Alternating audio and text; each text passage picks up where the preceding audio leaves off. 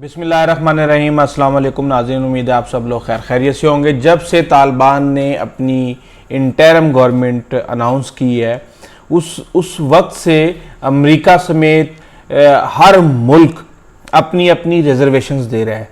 Iran कुछ कह रहा है, अमेरिका कुछ कह रहा है, रूस कुछ कह रहा है, चीन, ताजिकिस्तान, उज़्बेकिस्तान और पाकिस्तान, हर एक ने अपना अपना रद्द-ए-अमल दिया है।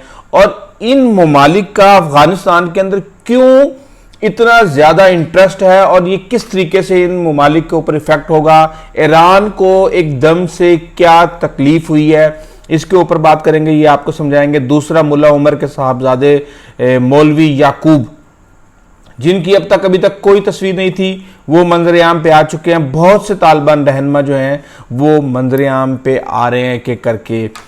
अब जो वेस्टर्न मीडिया है वो सबसे ज़्यादा शोर ये मचा रहा है कि इसके अंदर 15 लोग ऐसे हैं जो कि ब्लैक लिस्ट के ऊपर थे, यूएन की तरफ से सैंक्शन थे, वाच लिस्ट के ऊपर थे, और कईयों के, जैसे साजुद्दीन हक्कानी है, उनके सर के ऊपर उनके एफबीआई ने कीमत लगाई हुई थी, सर की कीमत लगाई हुई थी करोड़ों डॉलर। तो समझ नहीं आ रही उनको कि अब क्या करें। कहा यह जा रहा था कि तालिबान जो है वो इंक्लूसिव गवर्नमेंट बनाएंगे, यानी कि तमाम जो एथनिक ग्रुप हैं उनके लोगों को शामिल करेंगे।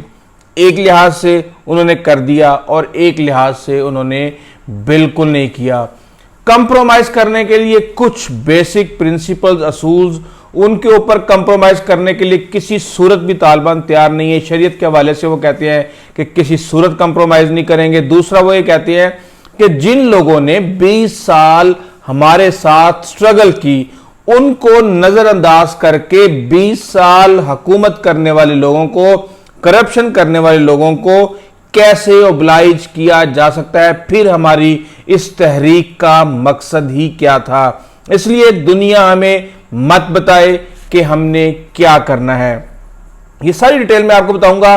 बहरहाल आपको ये बता दूं कि जो है तरीके जो है सेरेमनी जो है हल्फ बर्दारी की तकरीब, वो 11 सितंबर को रखी गई है। आप ये देखिए, तारीखी डेट्स को बड़ा फॉलो कर रहे हैं तालिबान, और टिट फॉर टैट है ये कि 11 सितंबर को तालिबान की जो नई हुकूमत है या नए अहदेदार हैं वो हल्फ बर्दारी उनकी होगी। 7 ममालिक को शामिल किया जा रहा है इसके अंदर, और जो सेरेमनी होगी इसके अंदर बुलाया जा रहा है, जिसके अंदर कतर है, तुर्की है, पाकिस्तान है, चीन है, ईरान है, और इन ममालिक को बुलाया जा रहा है। हर ममालिक अपना अपना रिस्पॉन्स दे रहा है। बहरहाल चीन ने मदद का ऐलान कर दिया है, 30 लाख वैक्सीन दी जा रही हैं, और इसके साथ साथ 200 मिलियन युआन का इमदादी सामान भी चीन ने फराहम करने का ऐलान कर दिया है। चीन ने सिग्नल दे दिया है कि वो इन्वेस्टमेंट करेगा इस हुकूमत को, तकरीबन वो तस्लीम भी करेगा। पाकिस्तान ने ऐलान किया है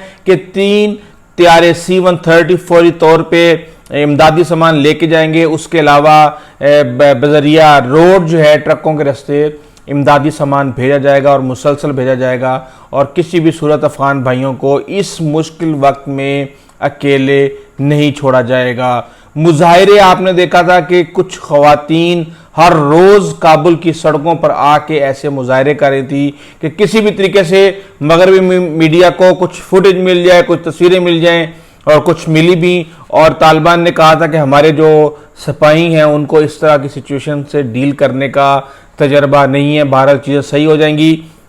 तो अब मुजाहिरों पर मुकम्मल तौर पे वजारत दाखिला ने पाबंदी लगा दी है। उन्होंने कहा है कि कोई भी मुजाहिरा करना है, आपने उसकी परमिशन लेनी है, उस जगह का तयन करना है, और परमिशन मिलने के बाद आपने उस मुजाहिरे को ऑर्गेनाइज करना है, और उस हवाले से आपने उसको लेके चलना है।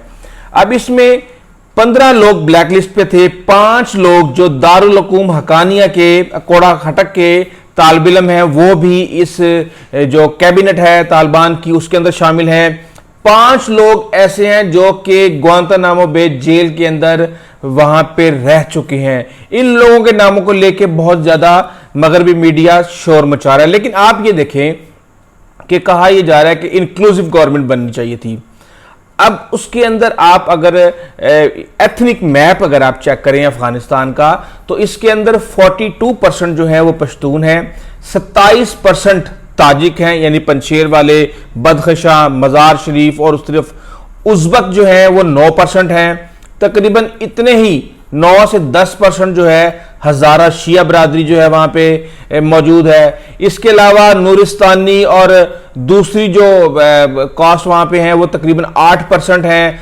तुर्कमान जो है वो 3% हैं और बलोच हैं वो 2%।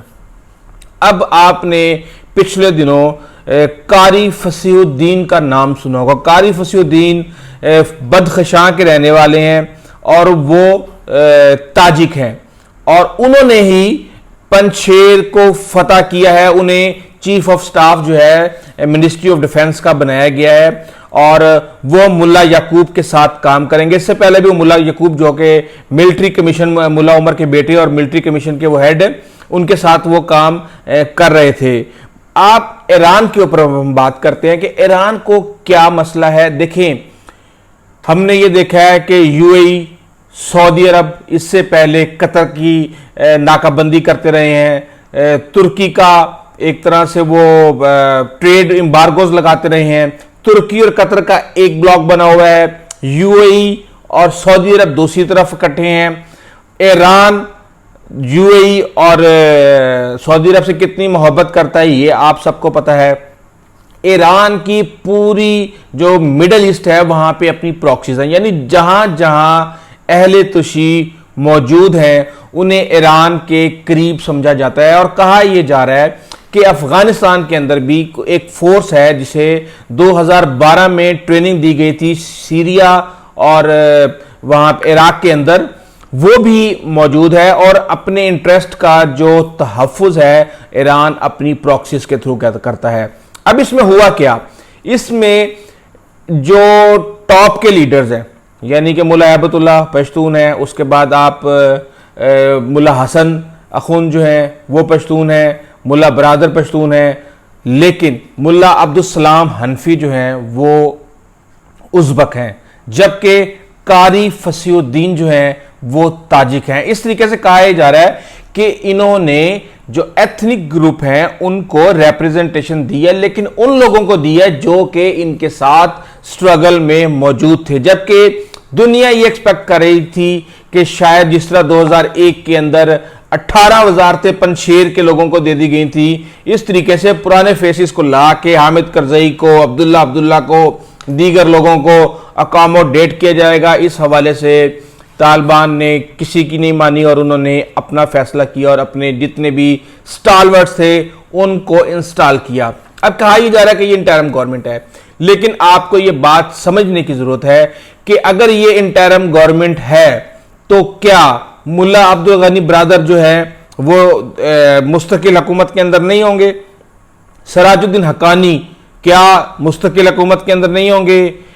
मुल्ला याकूब जो कि बेटे हैं मुल्ला उमर के, वो क्या मुस्तकिल हुकूमत के अंदर नहीं होंगे?